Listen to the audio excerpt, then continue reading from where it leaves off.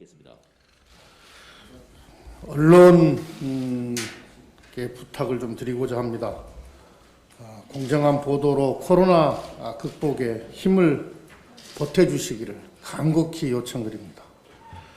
백신 접종 시기와 관련해서 일본은 이르면 3월, 한국은 빨라야 2, 3월 이라는 제목의 기사가 보도가 됐고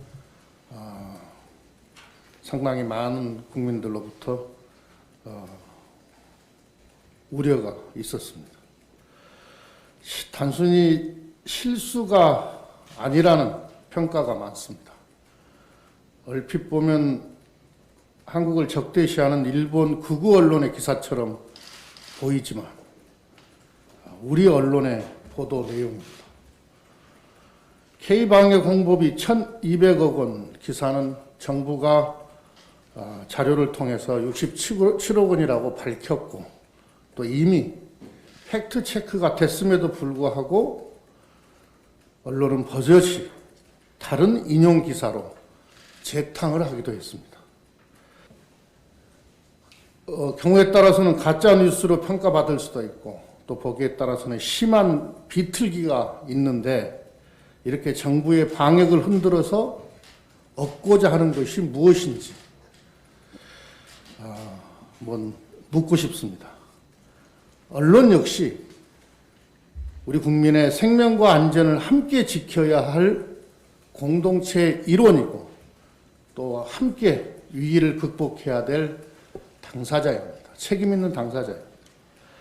정부 정책의 부족한 점을 지적하고 건설적 방향과 대안을 제시해서 방역의 빈틈을 함께 메워주는 게 사회적 공기인 언론의 또 하나의 역할일 것입니다. 국민과 정부가 신뢰와 연대 속에서 이 코로나 위기를 극복해낼 수 있도록 공정한 보도를 다시 한번 간곡하게 요청드립니다. 안전성 우선이 정부의 백신 정책입니다.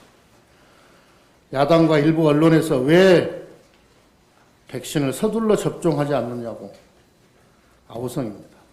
백신 접종은 전 국민이 그 대상입니다. 그래서 안전성을 최대한 검증하고 접종하는 것이 원칙입니다.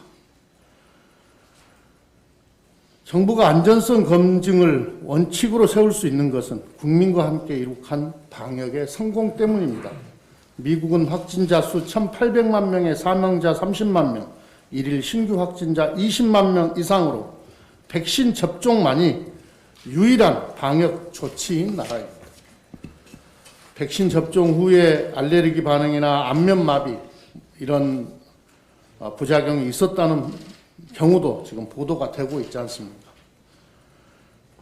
우리는 전체 확진자 수 49,000명, 사망자 674명, 일일 확진자 수 1,000명 안팎입니다. 물론 매우 염려스럽고 걱정스러운 상황입니다. 확진자와 사망자가 폭증하고 있는 미국, 영국 등의 나라와 대한민국의 조건은 다릅니다. 그리고 우리 국민 70% 이상은 안전성 입증이 확인되고 백신 접종을 받겠다고 그렇게 조사되고 있지 않습니까? 그리고 지금 생산된 백신의 유효기간은 6개월이라고 합니다. 6개월 정도라고 합니다. 의학 전문가들은 백신이 실온에 나오면 2시간 안에 써야 되기 때문에 화이자로 열심히 백신 접종을 해도 단기간에 수천만 명을 예방 접종하기는 불가능하다고 말씀들을 하고 있습니다. 정부는 이미 충분한 백신 물량을 확보를 했고 2, 3월부터 백신 접종을 준비하고 있습니다. 지금 우리는 3차 확산을 막으면서 안전한 백신 접종 계획을 수립하는 것이 올바른 방향입니다.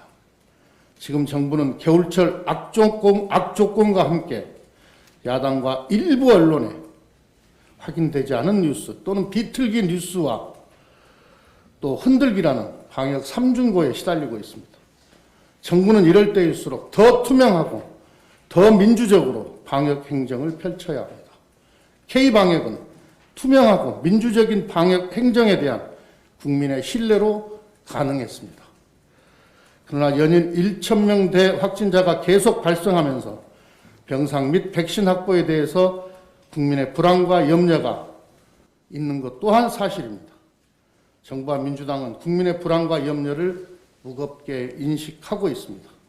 국민의 신뢰가 흔들리면 방역도 흔들린다는 점도 분명히 인식하고 있습니다.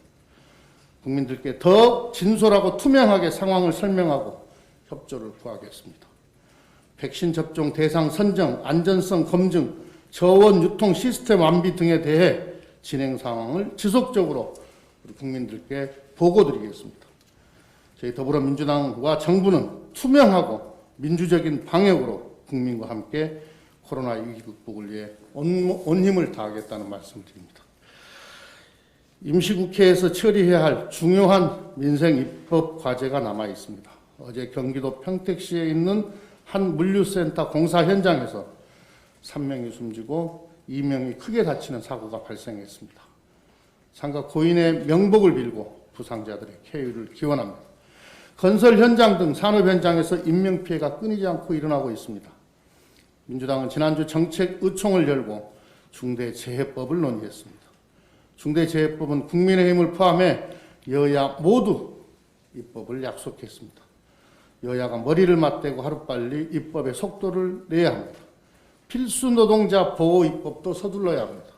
택배 노동자 과로사 방지법인 생활물류법은 당사자 간 이견과 쟁점이 대부분 정리되어서 입법의 조건이 충분히 무르익었다고 판단합니다.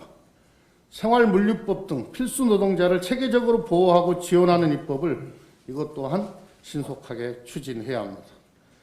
코로나 위기 속에서 국민의 삶을 지키는 막중한 책임이 국회에 있습니다. 국민을 위한 숙제를 여야가 함께 풀어가야 합니다. 야당의 상임위와 본회의 등 임시의 의사일정 협의를 정중하게 제안드립니다. 야당도 의사일정 협의에 응해서 우리 국민들께 책임을 다하는 모습을 보여주시기 바랍니다. 코로나 위기 속에서 우리 국민들께 힘이 되는 일하는 국회를 만들 수 있도록 야당의 협력을 촉구합니다.